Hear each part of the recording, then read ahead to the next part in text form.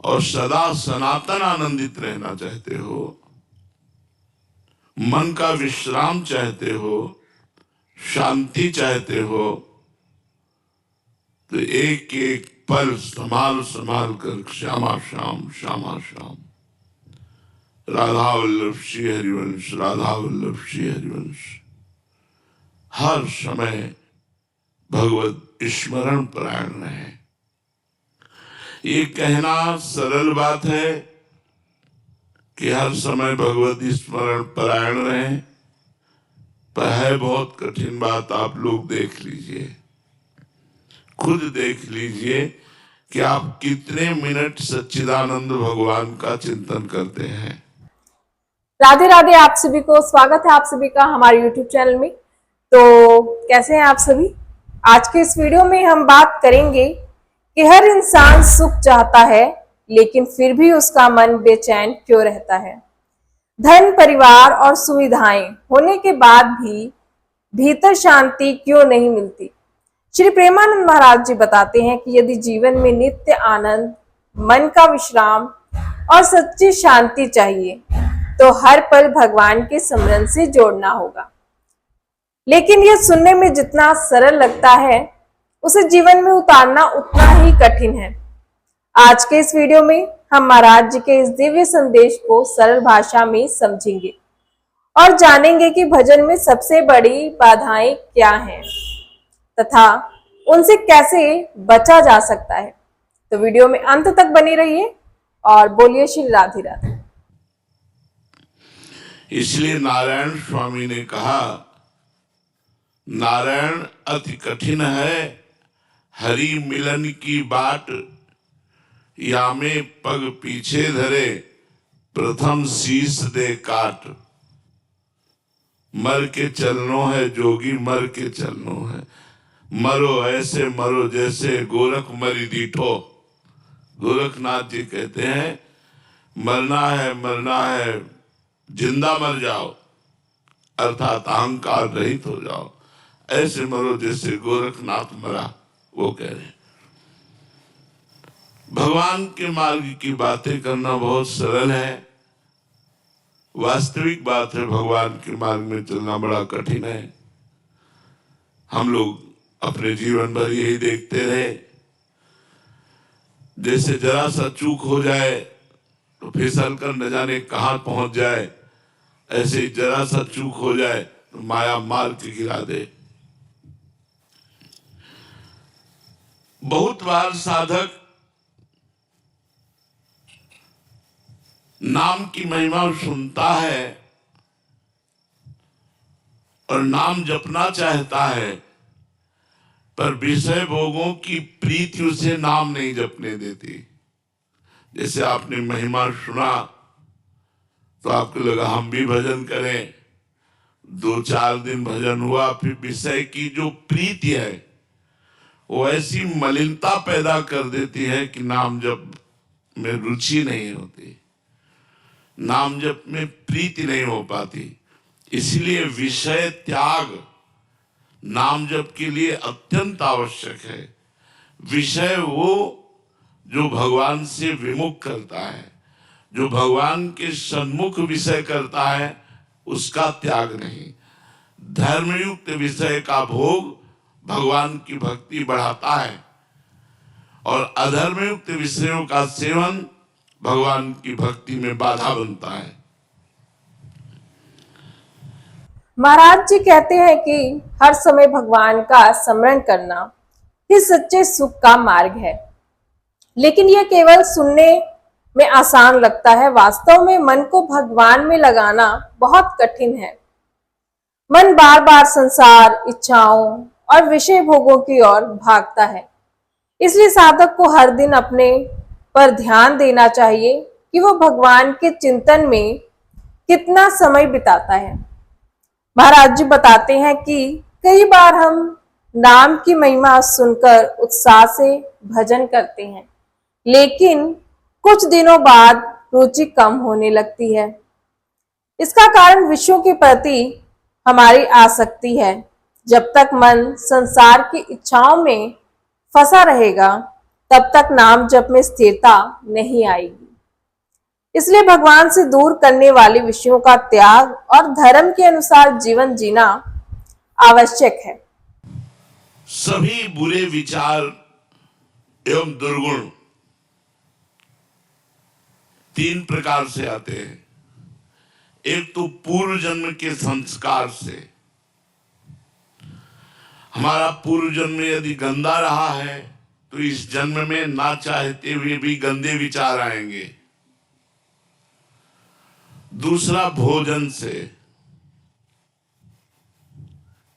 यदि हमारा भोजन सही नहीं है तो हमारे विचार दूषित हो जाएंगे। तीसरा कुसंग से, यदि हमारा साथ ठीक नहीं है तो हमारे विचार दूषित हो जाएंगे। नाम जापक को तीन वासनाओं को नष्ट करना पड़ता है। एक भोजन से प्रकट हुई वासना, एक पूर्व जन्म से प्रकट हुई वासना और एक कुसंग से प्रकट हुई वासना। भोजन वाली 1-2 दिन में संभल जाएगी अपने आप। कुसंग वाली को बहुत सावधानी से संभालना है, क्योंकि अगर कुसंग लंबा खींच गया तो हमारा जीवन बर्बाद हो जाएगा। पूर्व जन्म की वासना से लड़ना पड़ता है 20 वर्ष। वो सूक्ष्म हो जाती है लेकिन नष्ट नहीं होती। और जहां तीनों वासनाएं नष्ट हुई उसी समय आपको नाम अमृत जैसा मीठा लगेगा। 1 मिनट भी छोड़ना अच्छा नहीं लगेगा।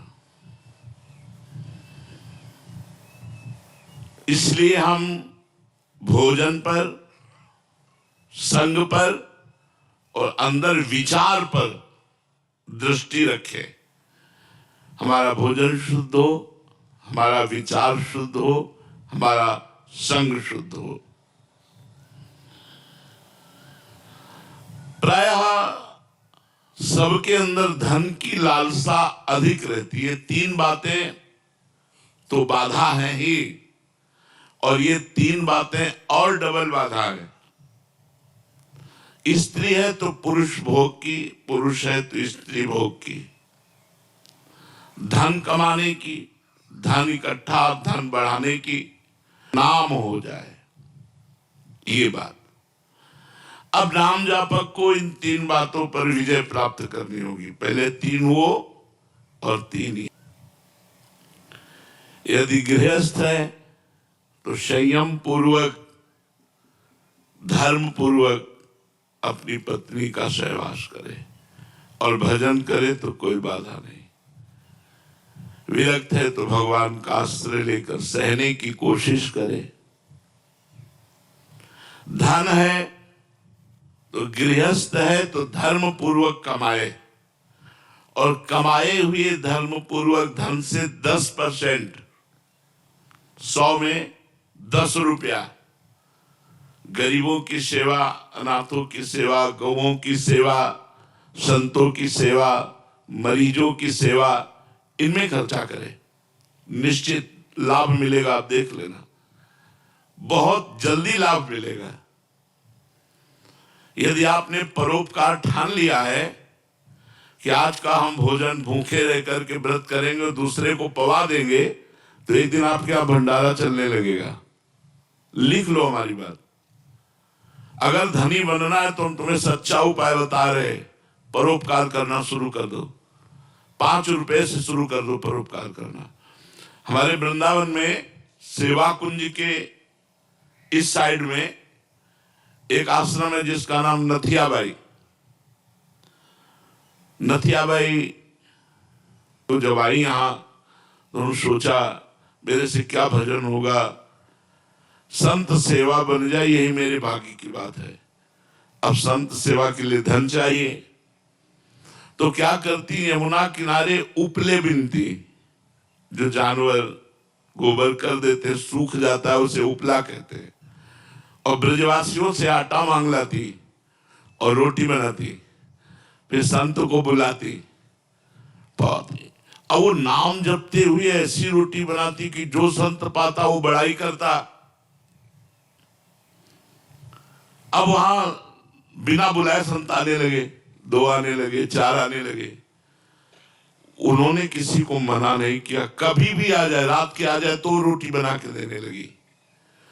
धीरे धीरे लोगों को पता चला, वहां दाल और आटे के बोरे, घी की टीनें पहुंचने लगी।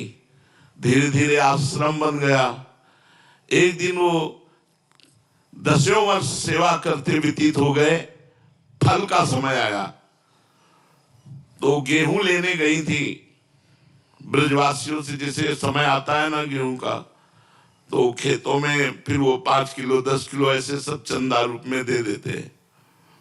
तो गाड़ी भरकर, बैलगाड़ी भरकर गेहूं लिए हुए उसमें आराम से आ रही थी। अब इतने में बादल आ गया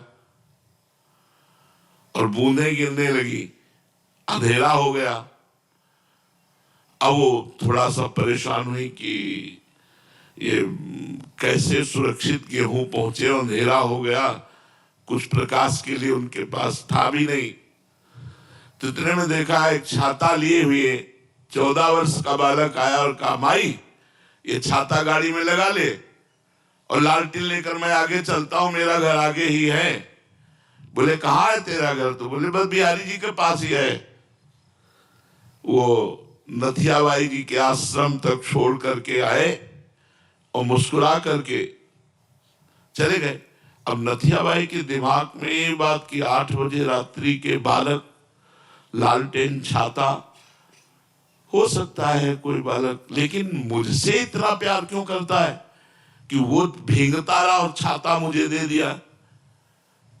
जब दूसरे दिन बिहारी जी के दर्शन करने गई तो बिहारी जी के दर्शन में दिखाई दी लालटेन और छाता।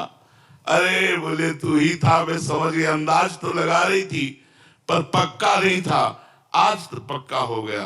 भगवान भक्ति की सेवा करने वाले की स्वयं सेवा करने के लिए तत्पर रहते हैं। जिसे त्रिलोचन जी के यहाँ अंतर्यामी रूप से स्वयं संतों की सेवा की। इसलिए यदि गृहस्थ में धन पर विजय प्राप्त करनी है, धन की कामना और धन चाहिए उसकी पूर्ति, तो संत सेवा, बीमार की सेवा, गौ सेवा ये जरूर करनी चाहिए। और शास्त्र आज्ञा करता है 10%। महाराज जी बताते हैं कि हमारे बुरे विचार 3 कारणों से आते हैं: पूर्व जन्म के संस्कार, अशुद्ध भोजन और कुसंग। इसलिए साधक को अपने भोजन, अपने संग और अपने विचार तीनों को शुद्ध करना चाहिए। विशेष रूप से कुसंग से बहुत सावधान रहना चाहिए, क्योंकि संगति धीरे धीरे भजन से दूर कर देती है। इसके बाद महाराज जी धन के सही उपयोग की शिक्षा देते हैं। वे कहते हैं कि धन धर्म पूर्वक कमाना चाहिए और उसमें से कुछ भाग गरीबों, गौ सेवा, संत सेवा और जरूरतमंदों की सहायता में लगाना चाहिए।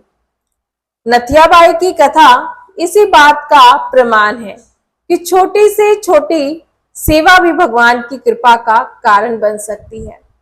सेवा का भाव बड़ा होता है, धन की मात्रा नहीं। लेकिन 10% बेईमानी की कमाई का नहीं। अगर बेईमानी की कमाई का किया तो तुम भी नरक जाओगे और जो दान लेगा उसका भी पतन हो जाएगा। अधर्म की कमाई का, धर्म की कमाई का अगर 1 रुपया भी तुम किसी को दोगे तो लाखों के बराबर होगा। ये मत सोचो कि 100 रुपया में 10 रुपया, हम 10 रुपया क्या होता है, नहीं। 10 रुपए का अगर एक आदमी का पेट भर दिया कहीं, या 1 किलो नमक लेकर के आपने किसी भंडारे में दे दिया, वो बहुत पवित्र कार्य करेगा। तीसरा है यश कीर्ति। ये पुण्यात्मा पुरुष की होती है, तुम्हारे चाहने से नहीं होगी। तपस्या, पुण्य इनके द्वारा होता है। जैसे इस जन्म में वो घोर विषयी है, पाप करता है, लेकिन बड़ा नाम है, बड़ा ऐश्वर्य है, बड़ा वैभव है, तो ये पूर्व जन्म के पुण्य को भोग रहा है, ये वर्तमान का नहीं। वर्तमान का जब आएगा तो फिर पहुंच जाएगा, वो कौन सी जीव योनि में जाएगा पता नहीं चलेगा। पूर्व का इस वर्तमान में यश कराता है, नाम कीर्तन कराता है, या इसी जन्म में इतनी जोर का भजन बन गया तो फिर बिस्तरे सब जग विमल कीरति, साधु संगति ना टरे, बास वृंदा विपिन पावे, श्री राधिका जो कृपा करे। है बिस्तरे सब जग विमल कीरति, पूरे संसार में उसकी निर्मल कीर्ति फैल जाएगी और लाडली उस पर कृपा करेंगी। तो तीन तीन और फिर तीन, सतोगुण रजोगुण तमोगुण। अगर सतोगुण रजोगुण तमोगुण इन गुणों पर ध्यान न दिए तो ये तुम्हारे भजन को चौपट कर देंगे। रजोगुण आएगा भोग वासना प्रकट करेगा, तमोगुण आएगा निद्रा आलस्य प्रवाद प्रकट करेगा, सतोगुण आएगा तो थोड़ा भजन में उन्नति होगी। लेकिन सतोगुण भी भगवत प्राप्ति के लिए थोड़ा सहायक है, बकाया त्रिगुणातीत होने पर ही भगवत प्राप्ति होती है। जब तक तीनों गुणों से हम जीत नहीं जाते तब तक हमारी बात नहीं बनती। तो तीन तीन तीन इन जब पर हम विजय प्राप्त करते तब त्रिलोकी नाथ का भजन होता है, निरंतर भगवान के भजन में चित्त डूबता है। महाराज जी आगे समझाते हैं कि यश और प्रतिष्ठा पूर्व जन्म के पुण्यों का भी फल हो सकती है, इसलिए दूसरों की सफलता देखकर ईर्ष्या करने के बजाय अपने कर्म और भजन पर ध्यान देना चाहिए। सच्चा सम्मान वही है जो भगवान की कृपा से मिलता है। वे तीन गुणों सतोगुण, रजोगुण और तमोगुण का भी वर्णन करते हैं। रजोगुण भोग की इच्छा बढ़ाता है, तमोगुण आलस्य लाता है और सतोगुण भजन में सहायता करता है। लेकिन भगवान की प्राप्ति के लिए इन तीनों गुणों से ऊपर उठना आवश्यक है। जब साधक निरंतर नाम जप करता है तब धीरे धीरे उसका मन भगवान में स्थिर होने लगता है। भगवान के मार्ग में चलने पर विघ्न बहुत आते हैं, पर हिम्मत है तो फिर नष्ट हो जाती है। हिम्मत का मतलब नाम न छूटे। नहीं, विघ्न बहुत आते हैं क्योंकि अच्छे मार्ग में चलने पर जो बुरे विचार हैं, बुरे आचरण हैं, बुरे लोग हैं, संतों से अपने आप द्वेष करते हैं, सतमार्ग से द्वेष करते हैं, आपका उपहास करेंगे, आपकी निंदा करेंगे, आपसे वैर करेंगे, आपको वो दुख देना चाहेंगे, लेकिन आपको हिम्मत रखनी। लोग बड़ा उपहास करते हैं, अपने लोगों ने गालियां भी सही है। जब गंगा किनारे भ्रमण करते थे तो गालियां भी लोग देते थे, देखते थे जवान साधु अकेले तो लोग गालियां भी देते थे। कभी कभी भोजन नहीं, सर्दी का भीषण वेग है और लोग गालियां दे रहे तो एकांत में भगवान से प्रार्थना करते थे। हमने तो सुना था बड़ा आनंद का मार्ग है और यहाँ तो गालियां मिल रही, भोजन नहीं मिल रहा, सर्दी से कष्ट सह रहे, तब अंदर से आता होश में। ये बाहरी बात है, आंतरिक देख लेना आगे चल करके। संतों के वचन झूठे नहीं होते, बस उसी विश्वास पर जीवन यात्रा आगे बढ़ती है। अंत में महाराज जी हमें कहते हैं कि भगवान के मार्ग में चलने वाले के सामने अनेक विघ्न आते हैं। लोग आलोचना करेंगे, कठिन परिस्थितियां आएंगी, लेकिन यदि नाम जप नहीं छोड़ा तो सभी बाधाएं एक दिन समाप्त हो जाएंगी। सच्ची जीत उसी की होती है जो हर परिस्थिति में भगवान का आश्रय नहीं छोड़ता। आइए हम भी आज से एक संकल्प लें कि अपने जीवन में शुद्ध भोजन, अच्छा संग, नियमित नाम जप और सेवा को स्थान देंगे। यही जीवन में सच्चा आनंद, मन की शांति और भगवान की कृपा प्राप्त करने का सरल मार्ग है। तो अगर आपको हमारा ये वीडियो अच्छा लगा हो तो प्लीज वीडियो को लाइक जरूर करें, शेयर जरूर करें और चैनल को सब्सक्राइब कर लें। कमेंट में आप अपना जो है कोई भी विचार या फिर हमें राधे राधे लिख दें और मिलते हैं हमारे नेक्स्ट वीडियो में। तब तक के लिए राधे राधे। बोलिए श्री राधा वल्लभ लाल की जय।